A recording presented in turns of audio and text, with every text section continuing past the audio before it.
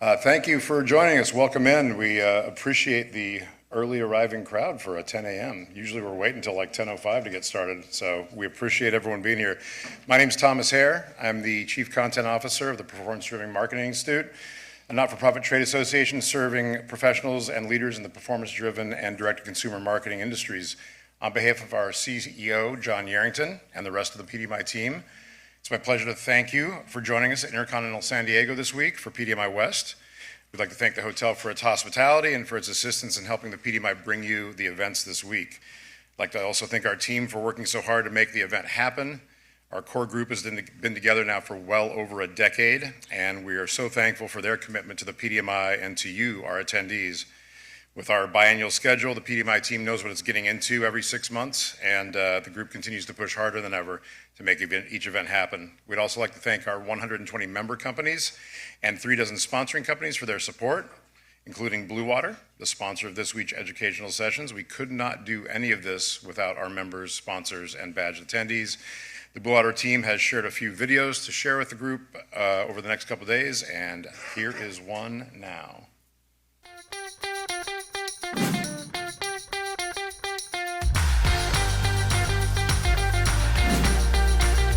I'm incredibly proud to be the official protein bar of NASCAR.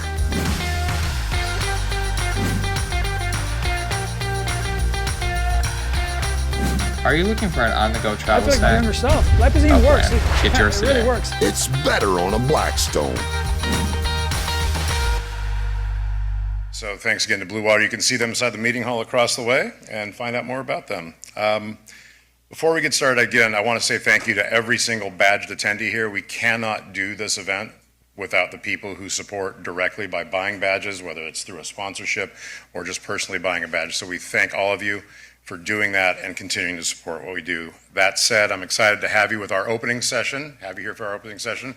Brand's Eye, the future of CTV. We have a wonderful group here representing a good cross-section of the business, helmed by Blockboard's Matt Wasserlauf.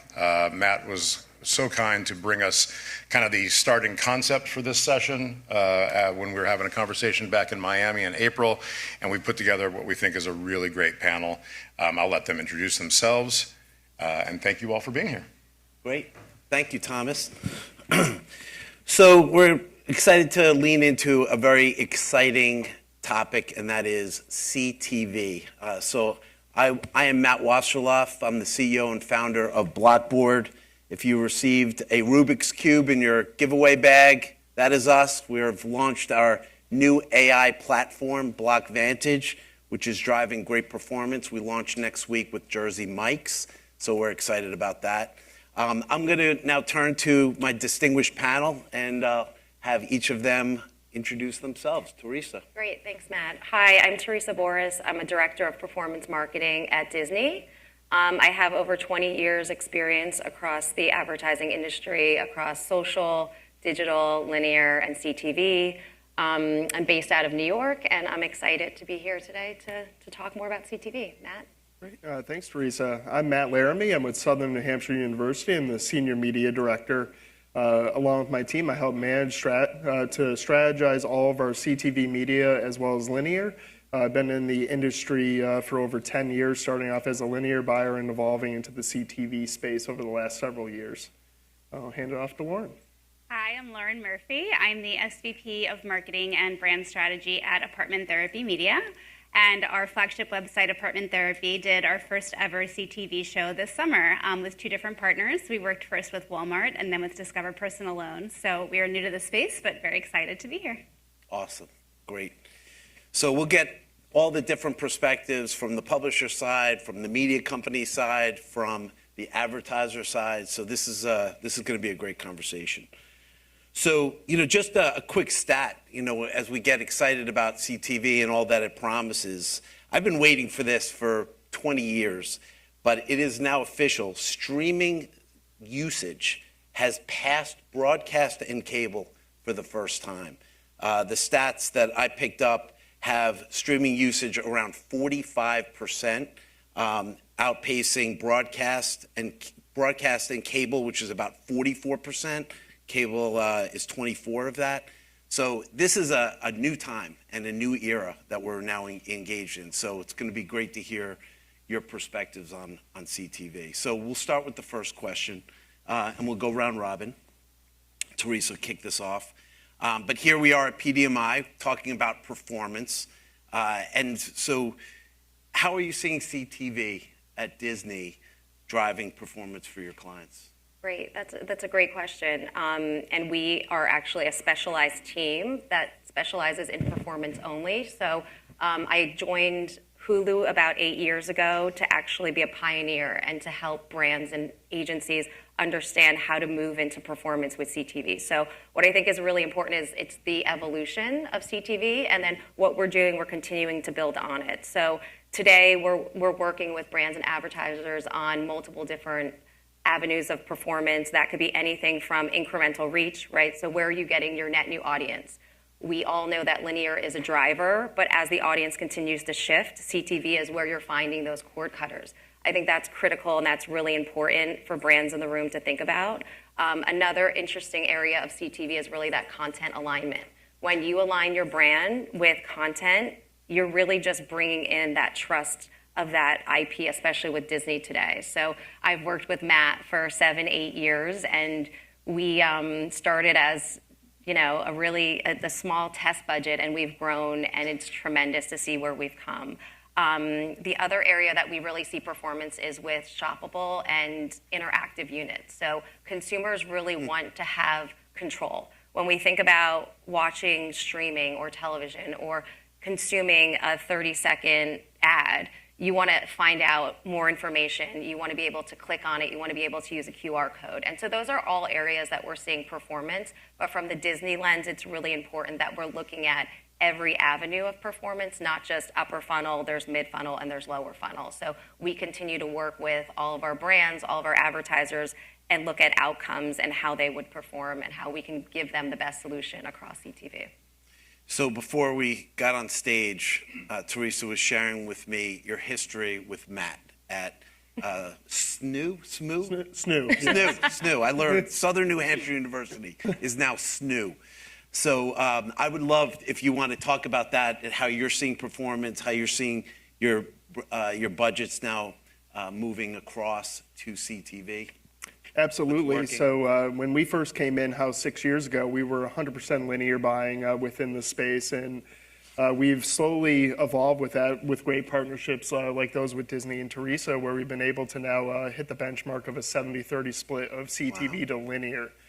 So we're leaning into this area because we understand that the core audience for our brand skews younger, 18 to 34, 35 to 49, and really leaning in where the eyeballs are shifting into, because it's so important to understand what we've done, but we also have to look forward and see that the audiences have transitioned. And with that, it's not just a matter of the cord cutters that Theresa mentioned, it's the cord nevers. There's areas where we'll never touch someone in cable now, and be able to identify the audiences that are most important for your brand to drive performance, and then not just stick with those audiences, hone and identify them, because as we'll talk about a little bit later, I'm sure media measurement is so important to understand what's working, what's not, and if something's not working, ease back on it and lean into the areas that really drive performance. And we're working within the premium publisher space. As Theresa mentioned, that premium content drives alignment and brand equity, where we're aligned in those moments that are most important to the viewers and the content that they're consuming at that time. So it's really given us a great opportunity to really scale upwards with Disney and make them one of our premier partners as part of our overall media mix, because the reach is uncomparable. And you're talking to the younger demographics who are most often cord nevers. So it makes total sense. That's amazing, really is. So Lauren, from the publisher side, you're doing some amazing things. You mentioned Walmart. I mean, you want to talk about what you're seeing, how performance is working across CTV? Yeah, definitely. So we use CTV, I think, in a unique way as part of a larger branded content ecosystem. So both of these sponsored programs that we did this summer had content on our website, on our socials, and we extended it to CTV to see if we could kind of drive from TV to our site and vice versa. So both of the programs had sponsored tools on our website, and I'll use Walmart as the example. They owned a 3D room planning tool on apartmenttherapy.com. So that lets people take a photo of their space and erase their furniture and put in Walmart furniture and move it around. And in our show, we had our hosts use that tool on screen, and then we brought the makeovers to life. And the day after the show premiered was our highest page views on that tool that we've ever seen.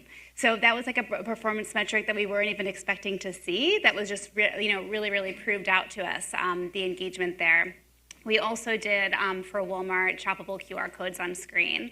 So to drive that measurable conversion, every time we did an after, we had that QR code in the corner that said shop the look, get these products, and it drove to a landing page where you can shop everything that you saw on the screen. So that was another way that we were able to pull in a metric that we could prove to Walmart that this was really converting.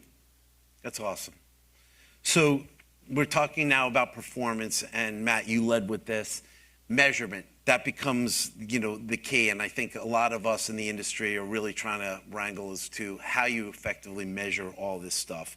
So, my question is, how are you measuring effectiveness, and what are those KPIs that your clients are looking for across CTV? Theresa. Do you want me to start? Yeah. Okay. So we look at it as outcome-based measurement, right? So when you think about every brand, every client, they have a different KPI. And that could be search traffic, it could be ROAS, it could be someone converting on your page, right? But our job is, as your partners and our strategic partners, is to make sure you're getting those outcomes. If you're not getting the outcome, you're not going to invest with Disney any longer. So we're very, I would say, we're very particular about which third-party measurement we're recommending, and those third-party measurement vendors and where they fall within that full funnel again, right? So whether it is we want brand consideration, we want someone to be aware of our product, and we want them to then purchase. So there's a lot of different outcomes, and we really try to hone in on specific outcomes for that client and how we can show them that the measurement is working.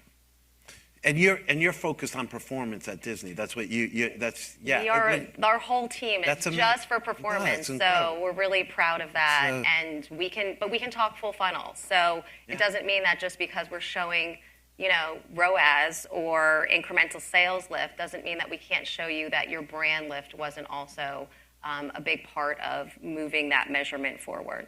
So. No, it's exciting to hear that major media is making that a priority. Yeah, absolutely. So Matt, as from the advertiser's perspective, and I think a lot of us in this room want to hear how you are determining success in CTV. What does that metric look like? Sure. So we look at a multitude of data points, and it's really a good process to look at the full picture instead of just hone in on one area for us. And we start with our reach and frequency within our publishers, determining what that optimal frequency looks like. Drilling into deterministic media measurement, understanding that we're delivering these impressions to a household, what devices live within that household, are they actually responding at that point for us to be able to track that data back. And at the end of the day, it's straight lead volume for us at the very beginning.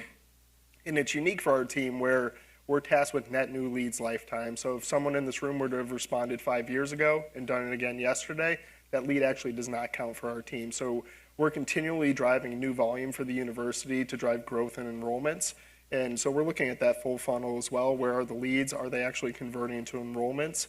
And the best way for us to currently track that through the funnel is via QR codes, where being a linear buyer at the start of my career, the 800 number was gold. And that's what the QR code is turning into for us now. And while it only represents 3 to 5% of our overall media volume, it is a great directional media measurement for us to determine a cost per lead on a property, understanding it's likely inflated because it's only one small piece of the picture, but it allows us to lean into areas. And we've been very successful with that, and I'm proud to say Disney is one of our best partners in that space. Which is so fortunate to have Theresa on stage today because we can really look at how our business has grown together and how we can continually optimize based on the media results.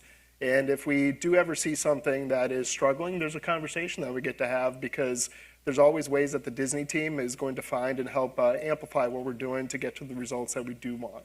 Yeah, and I'll share one piece of advice that we always talk about from performance perspective, because we know how critical cost and CPMs are. So when Disney launches new content, we attract a new audience, right? There's new signups, more people, new people for you to convert. So I always say you may not have the budget to be a sponsor of the show, but you can heavy up your media when we do a launch of a new show. So it's great to hear back from partners like yourself, like, what happened yesterday? Oh, we just launched Tad Powers. Well, I had, a multitude of signups. I converted so many people yesterday because the content was released, it came out, and I have new people to convert. So anyway, that's always like the secret sauce that I like to share for performance advertisers, just because it's so critical and important to align with that content. And now, are you picking that up because you're pixeling the site? Are you sharing your data back from? It's really looking at the release trends as well, understanding that we do look at more of that long-term window, post-launch for things and the attribution window. So it may not be immediate in the moment, but we do see spikes with it. Okay. But really the best part about Disney is, and when thinking about linear and the correlation to OTT, in linear, if you want to buy into Premiere, you have to buy the entire episode. You're buying all the eyeballs associated with it. But within CTV, you can compartmentalize that and buy X number of impressions and still be part of that moment. So you can really set the budget that you're looking for against the CPM and still enter into that space. That's amazing. Yeah, and people see like instant search volume too. So that's a really key, easy indicator to see your search volume go up with. Got it. With your launch. So you had your hands on all sides of this, Yeah. Lauren, with your launch at Apartment Theory. So how did you measure success? And yeah. Yeah, it was, I think, a little bit different on our side because it was our first time ever doing it. So our kind of North Star metric was really engagement. We consider ourselves experts at short form content. So we do a ton of like video content on our site, which might be like 3 to 5 minutes. And then we do social content, which could be as short as 30 seconds to a minute. But we formed this partnership with the Design Network, and it was 26-minute shows. So for us, it was like, will people stay with us that long? Can we actually keep people engaged for a 26-minute episode? Is there enough storytelling in there? And our first season was a 3-episode run, and we had 4.6 million minutes of viewing, which I was like, that sounds really good, but is it good? And the Design Network told us it was like 85% higher than similar shows. So we felt really good about that we were able to sort of prove out that we could keep people engaged. But yeah, for us, for our first time, I think it was like, can we keep people engaged? Can we, complete the ecosystem, drive people back to site, and keep them with us, which we found that we could. That's awesome. Engagement.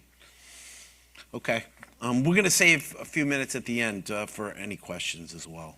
And I'm glad I planned a fourth question, by the way, so I might surprise you with that. We talked a little bit about the flow of linear budgets to CTV. Matt, you gave some numbers, which was very helpful. How are you making that case? How are you making the case to shift those linear budgets to CTV? Yeah, I think it's simple. You want to go where the audience is going, and that audience is naturally shifting to streaming. They want to have content at their fingertips at any time on demand. And so as the consumer continues to shift, the investments continue to shift.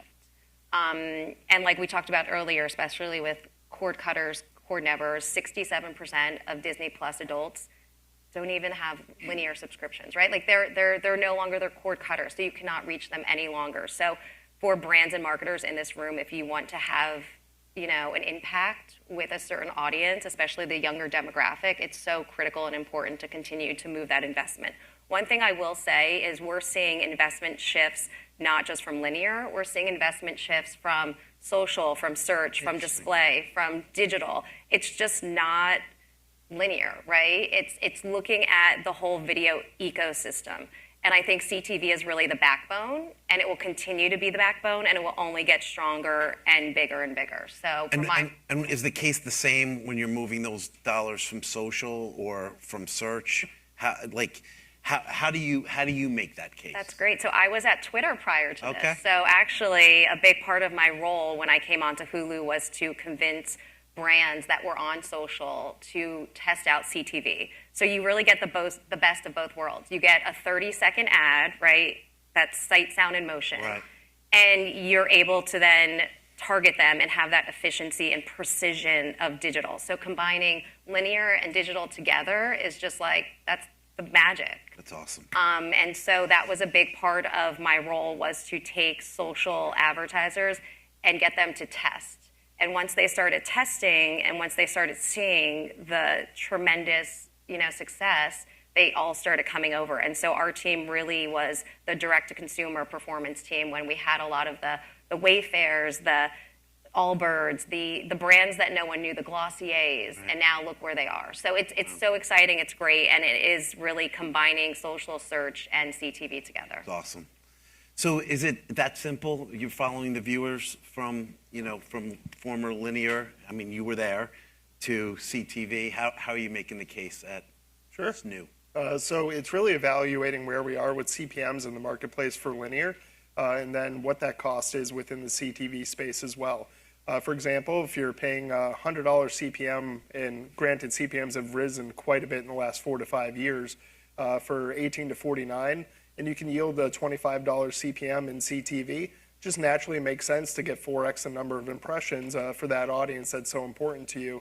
And as we wane our linear spend on certain networks, we understand that content also exists within the CTV space.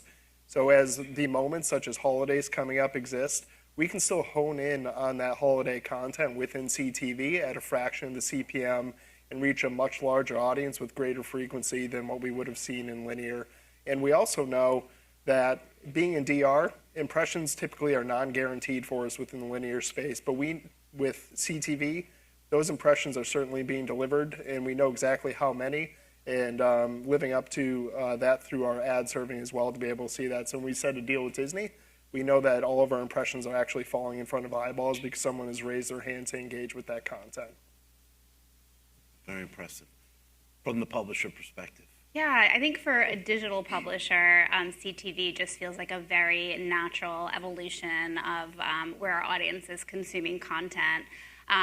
Before we formed this partnership with the Design Network, we did our homework, and 2 in 3 people said that they were watching CTV, and 50% of our audience said that they were watching it even more than linear.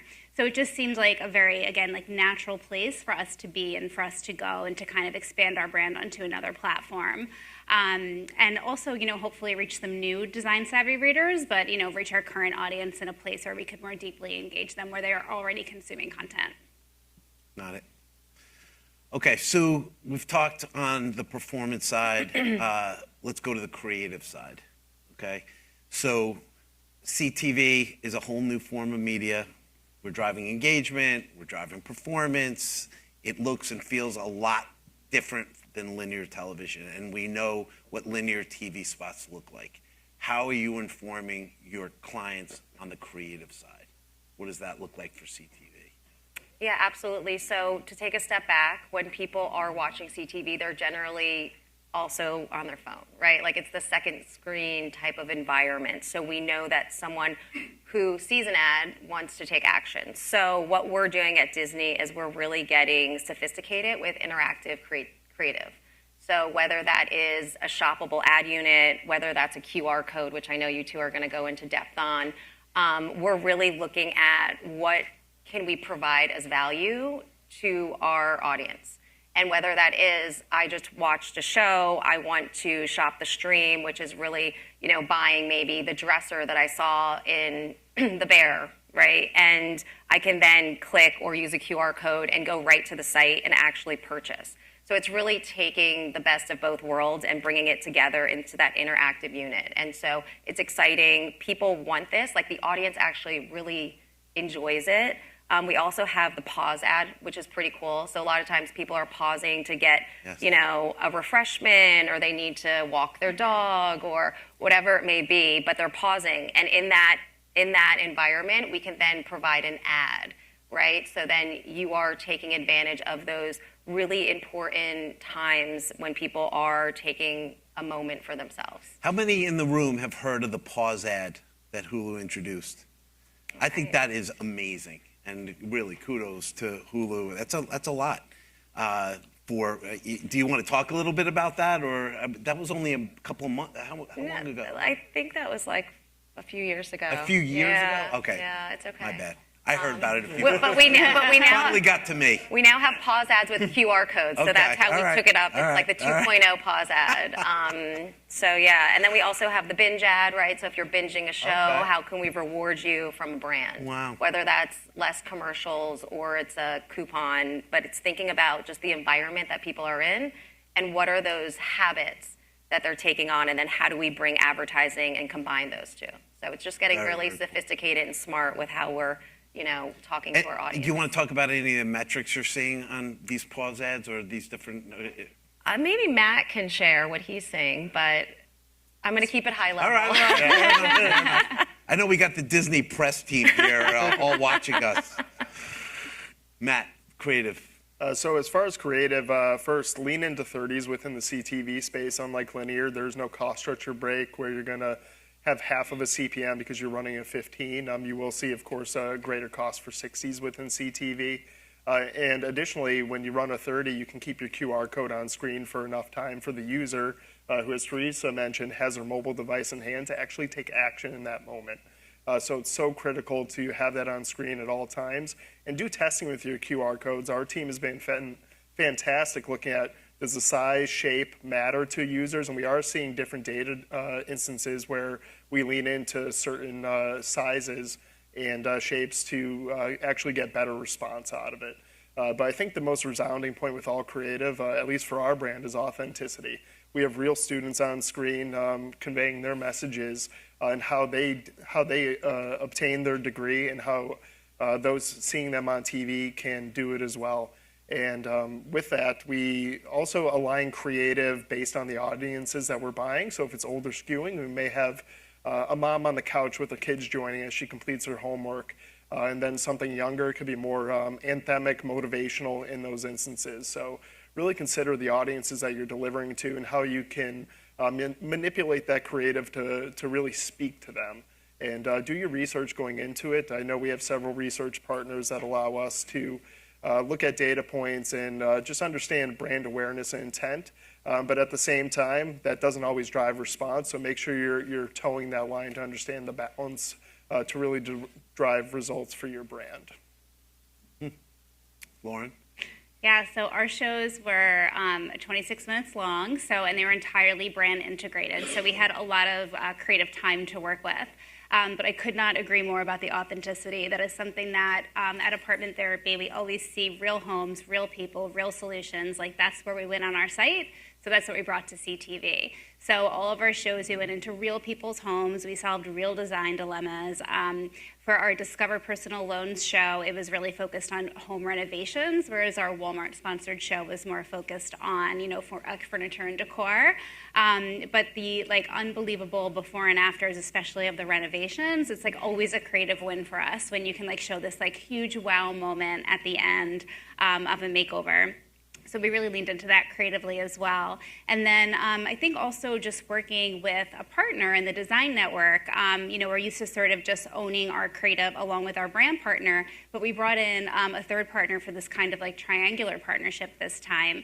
So both of our shows had a host from both Apartment Therapy and the Design Network, and we allowed them to really collaborate and play off of each other. So, for example, in our renovation show, it was co-hosted by our editor-in-chief, Charlie Penn, who is an organizational expert, and a DIY influencer from the Design Network, who was just, in the living room, ripping down molding and rolling up her sleeves while Charlie was in the bedroom redoing a closet to make it the most beautiful organized closet you've ever seen.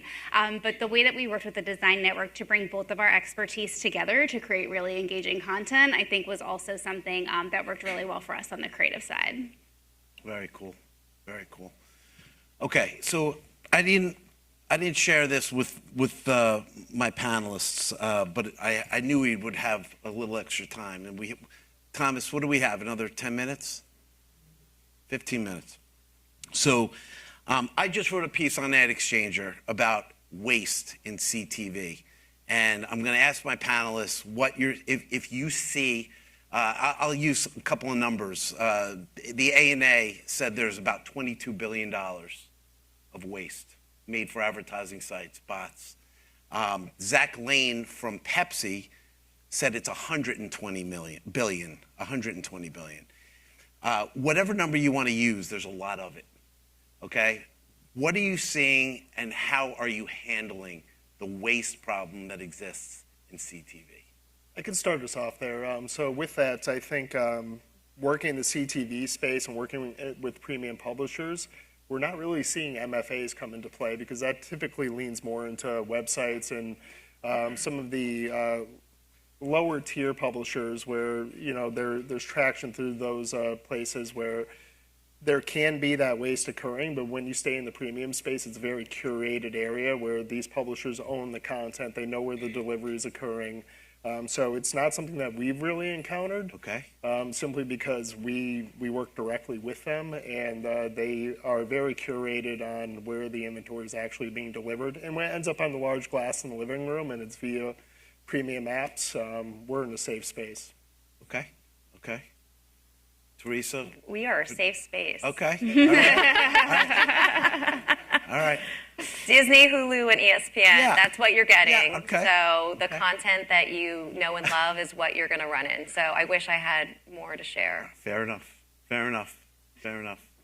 Lauren, do you experience any of this bad stuff? I think what we did was so hyper specific, and we were highly involved in the production with a network who we really trusted. So luckily not. Okay. All right. I threw a zinger at them. I've been in the space before it was called CTV. It was called online video for 30 years. And there is a lot of waste.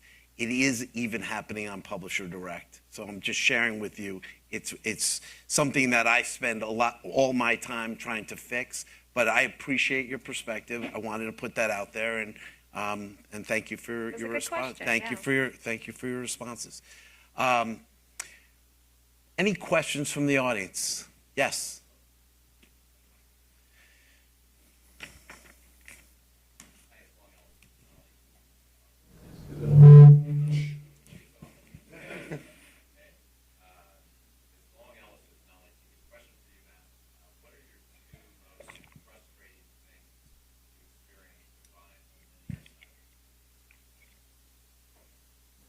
I think within linear television, and really just one comes to mind at the moment, as we look at the space, the large holding groups are still entering, just as they always have for the upfronts. And for their advertisers, they still want to buy 100 GRPs a week. And with that, it takes more units to actually deliver those GRPs. So what used to take 10 spots now takes 30 in a week. And as that trickles down to DR, there's less inventory opportunities for DR advertisers, which is essentially inflating the rates and the CPMs in a lot of areas, which is why we focus so much on our transition to the CTV space, understanding that the large brands that want to go in and guarantee their impressions still want those guarantees, and working in DR, it's non-guaranteed. So let's lean into CTV where we know exactly what we're getting for impression on every delivery report that we receive. Great. Any other questions? Anyone else? All right. How are you, everyone? I was mostly focused on just talking with Theresa and Matt and even everyone on the panel here. Just a lot lately, I've seen a lot of picture-in-picture going on in sports and entertainment, live news. You guys familiar with picture-in-picture, those custom units? Mm-hmm. I know you mentioned interactivity being a great place for performance. I was just curious with Disney, having more sports now and whatnot. Is picture-in-picture becoming more relevant on your end? Are you kind of powering it? Just curious. I've seen a lot of people leaning towards picture-in-picture. I was just interested to see if Disney was focused on that or thinking about that. I think that it is something that we're considering, and we're always thinking about how do we look at the audience and what does the audience need and what's right for the brand. So I'm not specifically on the product team, but I will say that we're always thinking ahead, right? And we're thinking about how are people consuming live sports, right? Live sports is huge for us. And as we just launched our new app, how can we bring more touch points in, more interest in, right, to make the consumer stay? And I think engagement was a topic that Lauren brought up. And so from a Disney perspective, it's all about engagement and how do we continue to keep that engagement going, and whether that is through different ad formats, or it's through more content, or it's through additional points at Disney that we continue to bring into one app. We're going to continue to look there. So thank you for that question. And and we're always thinking about the audience and where to go. Awesome. So Matt, you said that for tracking, you rely on QR codes. Do you have issues with a lot of leads bypassing the QR codes? And if so, how do you address that? So really, the QR code makes up only about 3 to 5% of our overall lead volume, so it is a very small number. So that's what we use our attribution partners for. So we have multiple attribution partners, one working on the linear side on a probabilistic model, and then also for the OTT deterministic, and another partner that is full deterministic across linear as well as CTV. So gives us two different perspectives, and it allows us to weigh our different options and also look at how that real cross-screen measurement comes into play, because we know that there are still viewers consuming linear television, and we're generating frequency across both properties. So really using those attribution partners to look at how we're influencing those areas and what's really driving the response, and what's driving lift for us within those conversions, and just trying to eliminate any waste. But it's never any one big shift at one time. It's pulling small levers to see if we can make incremental gains. Anyone else? We got 10 minutes if anyone has a question. You guys did an amazing job, apparently. Thank you to our great panel. Thank you all for being here.